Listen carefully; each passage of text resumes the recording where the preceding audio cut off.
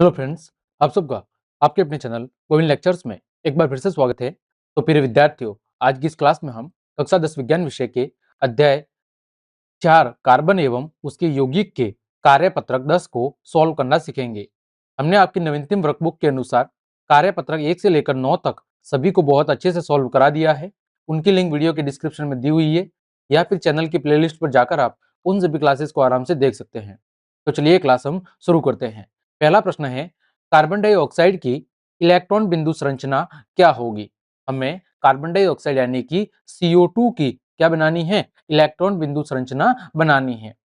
तो सबसे पहले हम समझेंगे कि कार्बन और ऑक्सीजन का परमाणु क्रमांक कितना होता है, इनके बाहरी कोश में इलेक्ट्रॉन कितने होते हैं और उसके बाद हम इसकी संरचना बनाएंगे। तो देखें, हम एक अलग पेज पर इसको डिस्कस करते हैं।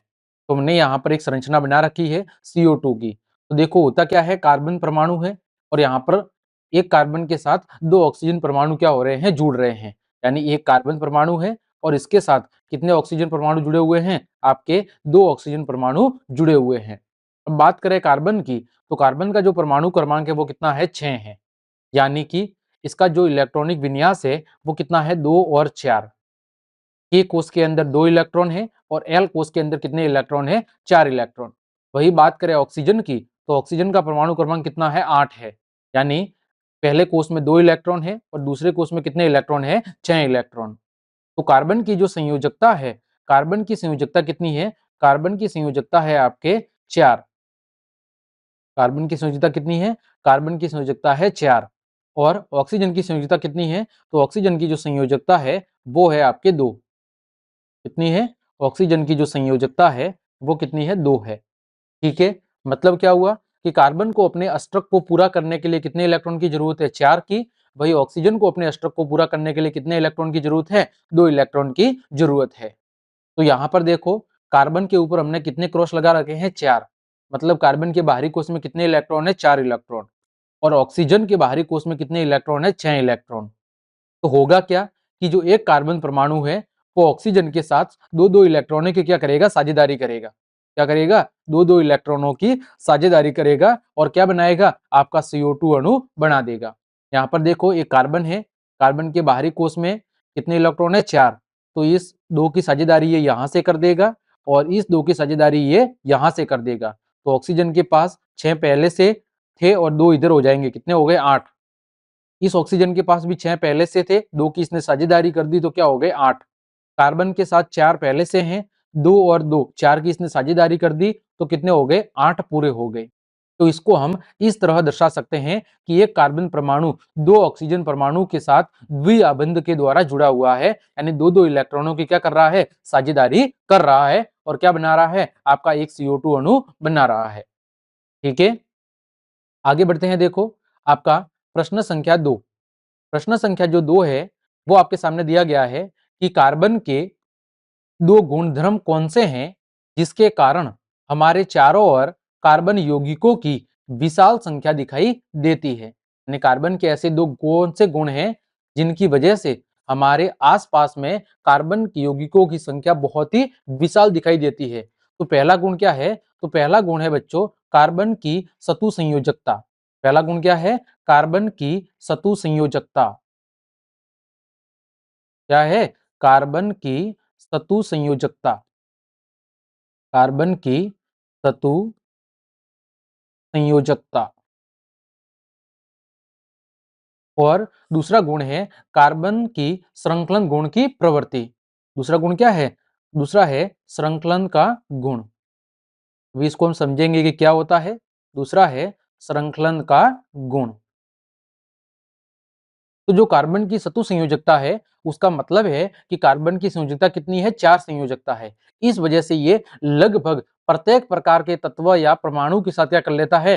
संयोजकता कर लेता है और हजारों लाखों की संख्या में यौगिकों का क्या करता है? निर्माण करता है। प्रकृति में ऐसे बहुत ही कम तत्व है जिनकी संयोजकता कितनी होती है? 4 होती है। दूसरा है श्रृंखलन का गुण, कि कार्बन अपने जैसे ही दूसरे कार्बन परमाणु या अन्य परमाणुओं के साथ जुड़कर क्या करता है? यौगिकों की एक लंबी श्रृंखला बनाता है और इस श्रृंखला बनाने के गुण की वजह से ही प्रकृति में इसके यौगिकों की संख्या लाखों के अंदर दिखाई देती है। तो ये 2 कार्बन के मुख्य गुण हैं। एक है कार्बन की सतु संयोजकता और दूसरा है संकलन का गुण। इन दो गुण धर्मों की वजह से हमारे चारों ओर कार्बन यौगिकों की जो संख्या है वो बहुत विशाल दिखाई देती है। ठीक, आगे बढ़ते हैं। प्रश्न संख्या 3 क्या दिया हुआ है? ऑक्सीकारक को परिभाषित कीजिए। ऑक्सीकारक किसे कहते हैं? हमें इसे परिभाषित करना है। तो देखें, ऑक्सीकारक नाम से पता चल रहा है, ऑक्सीकारक यानी कि ऑक्सीजन देने वाला। ऑक्सीकारक का मतलब क्या है? ऑक्सीजन देने वाला। तो परिभाषा क्या हो जाएगी? परिभाषा हम लिख देंगे कि कुछ कुछ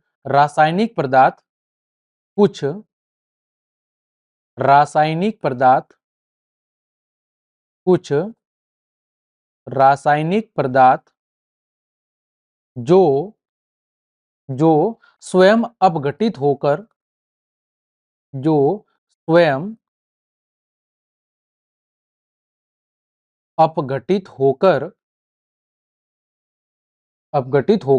दूसरों को क्या करते हैं? ऑक्सीकृत करते हैं। जो स्वयं अपघटित होकर दूसरों को क्या करते हैं? दूसरों को ऑक्सीकृत करते हैं। दूसरों को ऑक्सीकृत करते हैं, वे ऑक्सीकारक कहलाते हैं।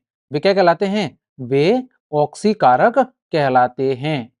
ठीक है, कुछ रासायनिक पदार्थ जो स्वयं अपघटित होकर क्या करते हैं? दूसरों को ऑक्सीकृत करते हैं, उनमें ऑक्सीजन दान करते हैं। ऐसे पदार्थों को क्या कहते हैं? ऑक्सीकारक कहते हैं। ठीक है, जैसे बात करो कुछ उदाहरण की, तो उदाहरण जैसे कि आपका KMnO4 पोटेशियम मैग्नेट। ठीक है, पोटेशियम मैग्नेट KMnO4, और दूसरा है आपका K2Cr2O7। ठीक है, पोटेशियम क्रोमेट। तो ये दो पदार्थ हैं जो स्वयं अपघटित होकर अभिक्रिया के दौरान दूसरों को क्या करते हैं? ऑक्सीजन प्रदान करते हैं। अतः इन्हें क्या कहते हैं? अतः इन्हें हम ऑक्सीकारक कहते हैं। ठीक, आगे प्रश्न है, देखो अगला प्रश्न है, सिरका का संगठन व उपयोग बताइए। सिरका किसे कहते हैं और इसका उपयोग क्या है? तो देखें, सिरका कहते किसे हैं?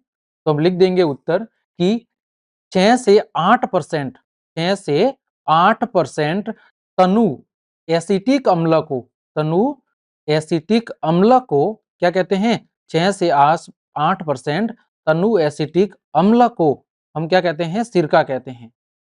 6 से 8% तनु एसिटिक अम्ल को क्या कहा जाता है? तनु एसिटिक अम्ल को सिरका कहा जाता है। 6 से 8% तनु एसिटिक अम्ल को क्या कहा जाता है? वो सिरका कहा जाता है।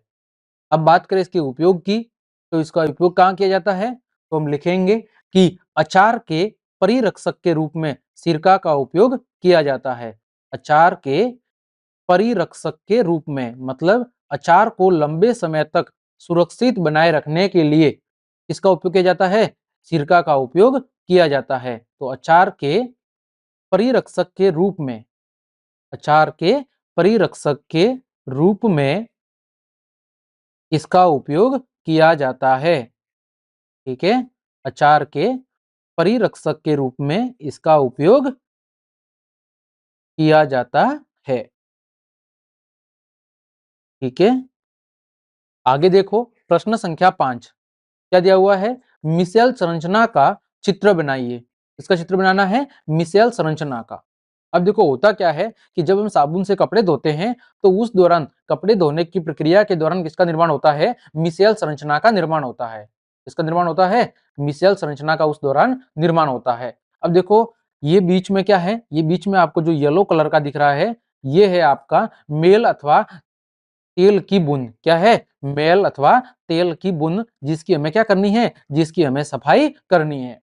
तो जब हम साबुन को रगड़ते हैं तो यह कुछ इस प्रकार की संरचना बनाता है, यानी उस मेल या तेल की बूंद को चारों तरफ से घेर लेता है। अब जो मिशेल का अणु होता है उसके दो भाग होते हैं, एक होता है ध्रुवीय भाग और दूसरा होता है आपका अध्रुवीय भाग। पहला भाग कौन सा होता है? ध्रुवीय भाग, यानी साबुन के जो सोडियम या पोटेशियम लवण होते हैं वो वाला भाग, और दूसरा होता है अध्रुवीय भाग का मतलब है हाइड्रोकार्बन वाला भाग। ठीक है, तो इस तरह जो मिशेल संरचना है वो उस मल या तेल के बिंदु को चारों तरफ से क्या कर देता है? घेर देता है, और फिर उस मैल या गंदगी को कपड़े से बाहर निकालने का काम करता है। तो ये आपकी है मिशेल की संरचना। चैप्टर की व्याख्या के दौरान हमने मिशेल संरचना को बहुत अच्छे से समझा था। अगर आपने वो क्लास नहीं देखी है तो फिर मैं उसके लिंक वीडियो के डिस्क्रिप्शन में दे दूंगा, या फिर चैनल की प्लेलिस्ट पर जाकर आप उस क्लास को आराम से देख सकते हैं। अगला प्रश्न है प्रश्न संख्या 6। साबुन एवं अपमार्जक में आपको क्या बताना है, अंतर बताना है कि साबुन और अपमार्जक में अंतर क्या होता है। तो चलिए, इसका उत्तर मैंने अलग से लिख रखा है, वहां पर आपको अच्छे से समझाता हूं कि दोनों के अंदर अंतर क्या है। तो यहाँ पर हम बात कर रहे हैं साबुन और अपमार्जक के बीच अंतर की। तो एक तरफ हमने लिखा है साबुन और दूसरी तरफ हमने लिखा है आपका अपमार्जक। ठीक है, साबुन और अपमार्जक। पहला बिंदु है कि जो साबुन है वो लंबी श्रृंखला वाले वसीय अम्ल या वसा अम्लों के सोडियम लवण होते हैं। क्या होते हैं? जो साबुन है वो लंबी श्रृंखला वाले वसीय अम्लों के सोडियम अथवा पोटेशियम लवण होते हैं। वही बात करें अपमार्जक की, तो अपमार्जक संश्लेषित या संश्लिष्ट जो अपमार्जक हैं वो लंबी श्रृंखला वाले बेंजीन लवण होते हैं, और सल्फोनिक अम्ल के सोडियम लवण या लंबी श्रेणी वाले एल्काइल हाइड्रोजन सल्फेट के क्या होते हैं? सोडियम लवण होते हैं। कौन? अपमार्जक। दूसरी बात करें, जो साबुन है, साबुन कठोर जल के साथ जाग उत्पन्न नहीं करते हैं, जाग नहीं बनाते हैं। वही जो अपमार्जक हैं वो कठोर जल के साथ भी क्या करते हैं? जाग उत्पन्न करते हैं। तीसरा, साबुन को वनस्पति तेल या फिर जंतु वसा की मदद से बनाया जाता है। इसको साबुन को वनस्पति तेल या फिर जंतु वसा की मदद से बनाया जाता है। वही जो अपमार्जक हैं वो कोयले अथवा पेट्रोलियम के हाइड्रोकार्बन से बनाए जाते हैं। किससे बनाए जाते हैं? कोयले अथवा पेट्रोलियम के हाइड्रोकार्बन से बनाए जाते हैं। चौथा, जो साबुन है वो जल प्रदूषण नहीं फैलाते हैं। वही अपमार्जक है वो जल प्रदूषण फैलाते हैं। ठीक है, जो आपके साबुन है वो जल प्रदूषण नहीं फैलाते, जबकि जो अपमार्जक हैं वो क्या करते हैं? आपके अपमार्जक है वो जल प्रदूषण फैलाते हैं। तो इस तरह हमने आपके कार्यपत्रक 10 के सभी प्रश्नों के उत्तर बहुत अच्छे से जान लिए हैं। उम्मीद करता हूं सभी प्रश्नों के उत्तर आपको अच्छे समझ में आए होंगे। तो क्लास देखने के लिए आप सभी का धन्यवाद। यदि आपको मेरी क्लास और मेहनत पसंद आई है तो फिर लाइक, कमेंट, शेयर और सब्सक्राइब जरूर करें। आज के लिए इतना ही। जय हिंद, जय भारत।